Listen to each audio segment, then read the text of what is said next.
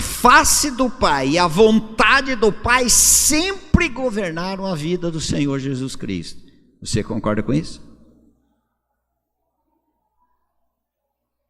A face do Pai e a vontade do Pai sempre governaram a vida do Senhor Jesus Cristo aqui na terra.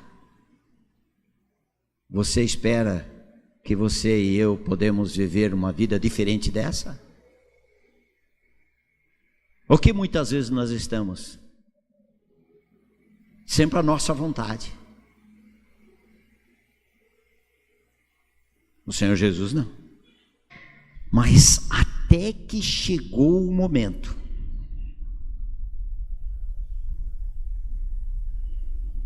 quando, para continuar fazendo a vontade do Pai, que era conduzir muitos filhos à glória, a vontade do Pai, qual era a vontade do Pai? Através do Filho. Hebreus 2:10. Porque convinha que aquele por cuja causa e por quem todas as coisas existem, conduzindo muitos filhos à glória, aperfeiçoasse por meio de sofrimentos o autor da salvação deles. Porque convinha que aquele por cuja causa e por quem todas as coisas existem, olha lá, todas as coisas existem. Os filósofos, mas de onde vem esse negócio? Existe de onde? É um princípio, é o Logos. É esse que mantém o universo desse jeito, desse jeito, desse jeito. O Espírito Santo ensina de outra maneira. Ele diz, sabe o que esse princípio é? Esse princípio é o próprio Filho de Deus. Todas as coisas existem. É através dele que todas as coisas existem. É o Logos. A vontade de Deus. A vontade de Deus em Cristo Jesus. Porque convinha que aquele por cuja causa e por quem todas as coisas existem, que é o Senhor Jesus Cristo, conduzindo muitos filhos à glória. Essa era a vontade de Deus para o Filho, através do Filho, conduzir muitos filhos à glória. E quando ele chega aqui nesse mundo, quando o Filho de Deus chega nesse mundo, ele encontra toda a humanidade como filhos espirituais do diabo. Como ele vai mudar a história dos filhos espirituais do diabo? Fazê-los filhos espirituais de Deus. É essa a missão.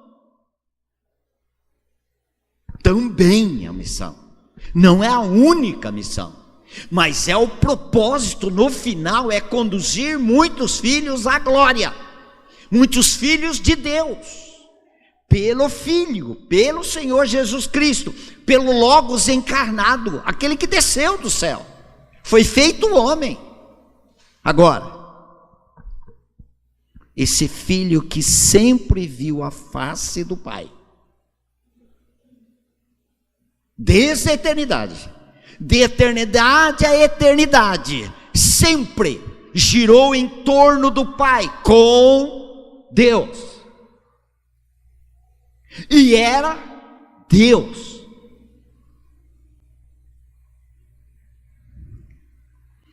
Teria agora que perder a face do Pai. Irmãos, quantas vezes nós lemos lá sobre o Getsemane e ficamos coitadinho dele, sofrendo por nós. Ele iria padecer por nós, ele iria ser chutado por nós, desprezado por nós, ele iria receber nele os pecados dos pecadores para justificar os pecadores dos seus pecados diante de Deus. E nós ficamos com esta parte tão bíblica e tão verdadeira. Mas eu espero nesta noite que o Espírito Santo trabalhe na minha e na sua vida. Deixarmos um pouco de olhar para nós e a obra em nosso favor. Para que ilumine os olhos do nosso coração para ver a face de Jesus. E o que o Senhor Jesus Cristo estaria perdendo.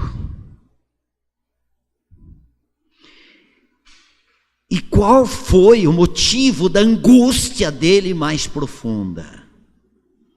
Muito de nós sempre tivemos que a angústia profunda dele foi por causa dos meus pecados. Só. Foi também. Mas nós queremos trazer nessa noite o outro lado também desse acontecimento glorioso. O que significa esse mistério do Getsêmani? O que ele diz em Mateus 26, 38. Então lhes disse, Mateus 26, 38, o Senhor Jesus Cristo, lá naquele jardim, a minha alma está profundamente triste até a morte. Ficai aqui e vigiai comigo. E em Lucas 22, 44, ele diz, estando em agonia, orava mais intensamente, e aconteceu que o seu suor se tornou como gotas de sangue caindo sobre a terra. E ainda no versículo 42 de Lucas 22, Pai, se queres. E em Mateus 26, 39 ele diz, outro evangelho, citando a situação do Senhor Jesus Cristo, desse Logos de Deus, desse Verbo de Deus, agora encarnado ali no Getsêmani. Ele dizia, meu Pai, se possível, passa de mim, e se queres, conforme Lucas 22, 42, se queres, passa de mim esse cálice, contudo não faça a minha vontade, e sim a tua. É como ele dissesse, eu estou aqui para realizar a tua obra, porque o meu maior prazer é manter a face do Senhor diante de mim, como toda a eternidade foi, e também fazer a tua vontade.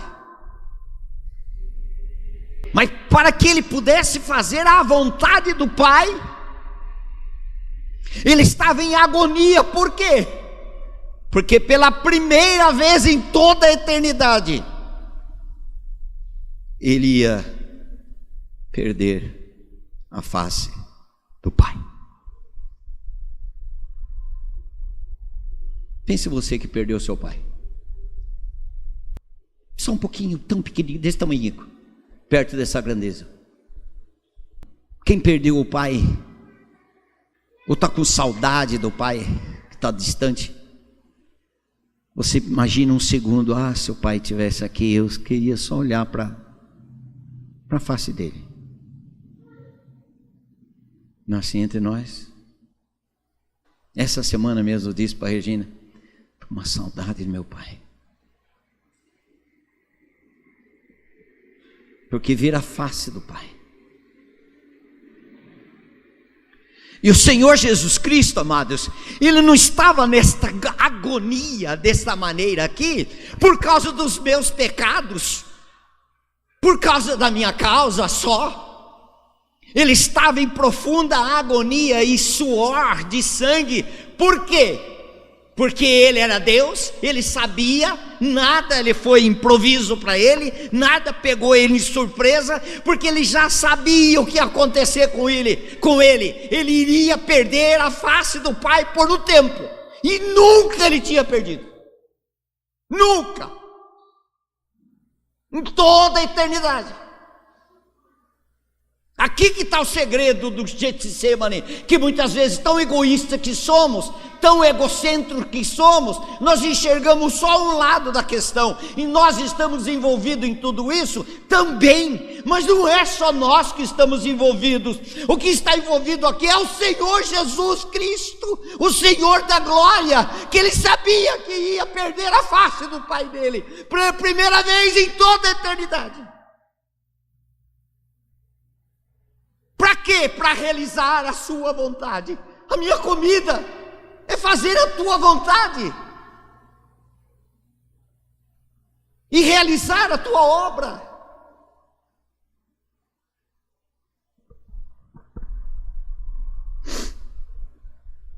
Qual é a vontade dele? Por isso que ele dizia: não faça a minha vontade. Porque se ele realizasse a vontade dele, ele ia perder duas coisas. Ele ia perder a face do Pai e ele ia perder a vontade do Pai. Para realizar a obra dele aqui. A obra dele aqui é fazer a vontade do Pai, conduzir muitos filhos à glória. Ele tinha que perder a face do Pai.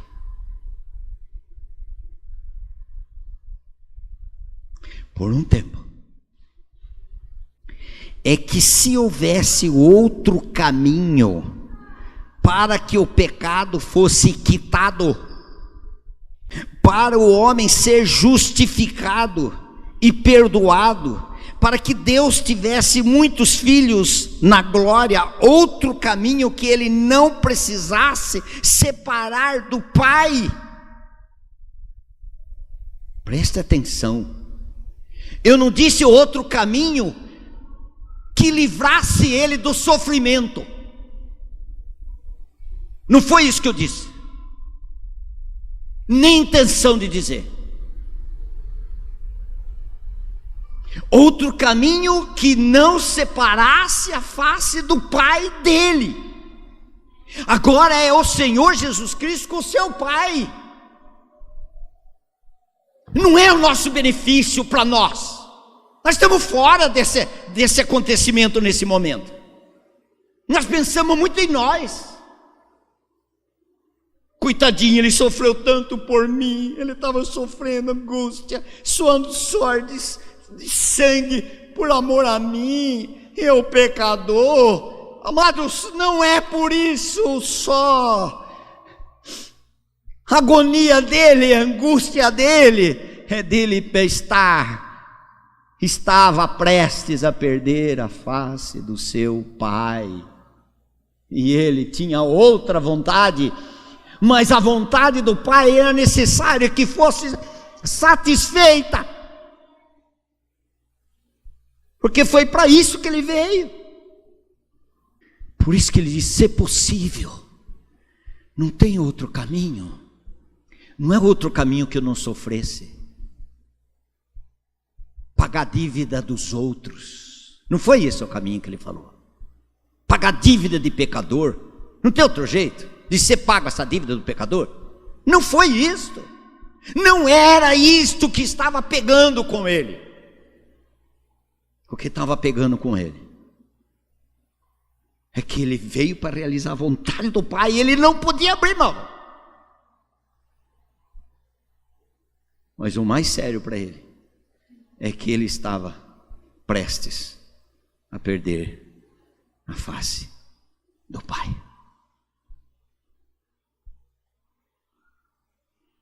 É como eu disse, você que teve pai e amava o seu pai, só a gente, puxa vida, você vê, às vezes você pega uma foto, você fala: que saudade, que eu queria vê-lo, pelo menos mais uma vez.